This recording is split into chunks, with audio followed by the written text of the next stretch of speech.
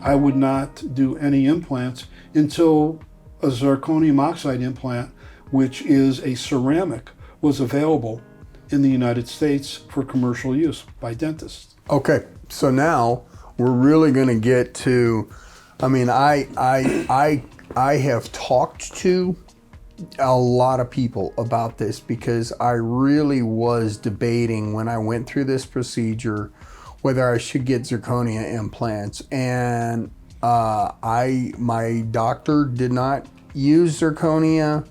I had a challenge finding somebody there that would use zirconia, and so I went with titanium. What am I at risk for? Let's start with that. You know, I mean, I know I'm the subject. We're not talking about anybody else. This is Matt Griffin, and I'm okay. Tell me the bad news, Doc. You know what I mean? Well, hopefully it's not totally bad news. Okay. You're a 4-on-4 case. There are no zirconium implants for 4-on-4. It just doesn't exist today. Now, you could use the attachments on top of the zirconium implants, or titanium implants. You can use the zirconium attachment.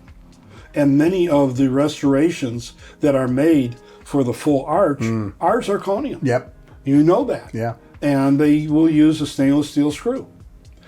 The problem with metals is there's never always one metal in there.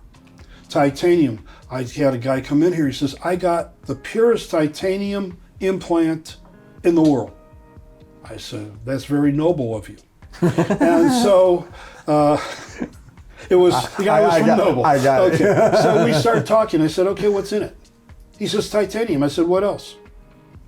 He goes, well, it's titanium. I said, no, it's 2% nickel. He was like stunned like you. 2% nickel. Why? Because you need it to be able to cast it that way. You're also going to have a little zinc in there because zinc cleans up the mess in the metals. It takes the impurities out. And it's a good thing.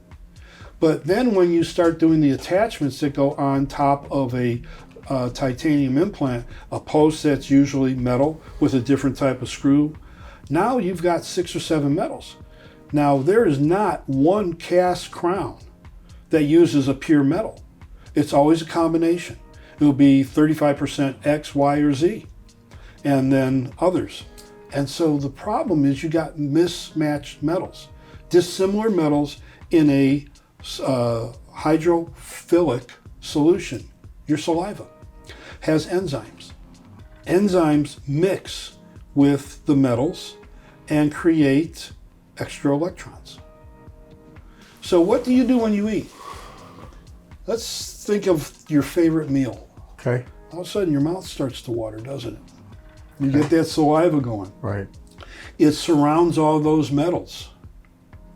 And then there's a galvanic charge that goes between them. Okay.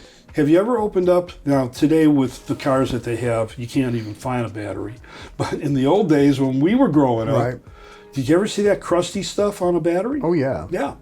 When I look at a patient and I see that they got multiple crowns of different colors, I tell my hygienist, look for the cavity between the 2 teeth.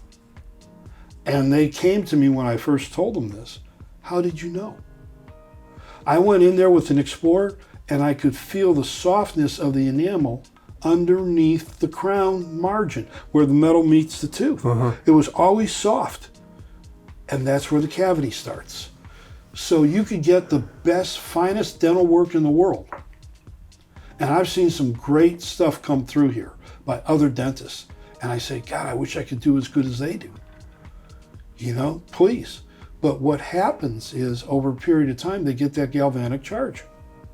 Now that galvanic charge is that dirty battery buildup that you see in the car is happening in your mouth. Now you wash it off with saliva, but it works its way. And that's why so many people get re-decay.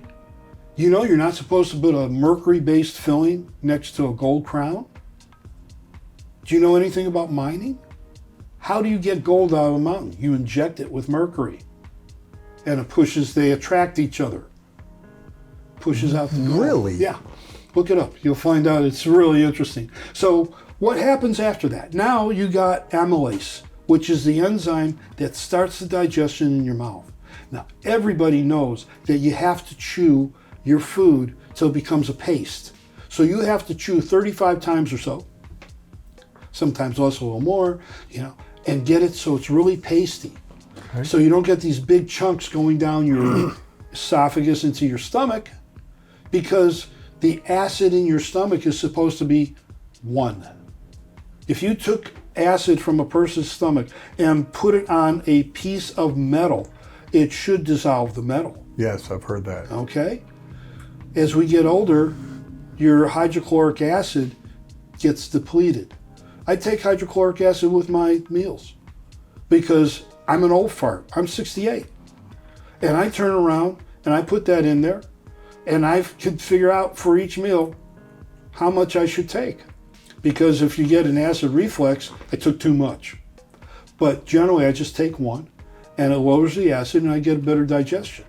But you should chew your food till it's a paste. Now what happens with the amylase, it's picking up electrons. It's becoming less effective as an enzyme to dissolve that food. And then what happens when you swallow and it gets into your gut, you get something called leaky gut syndrome. Have you ever heard of a leaky gut syndrome? That's because the chunks are so large that you can't get the 6 carbon to 9 carbon breakdown of your food so you could swallow and digest it properly. So you're messing up your gut.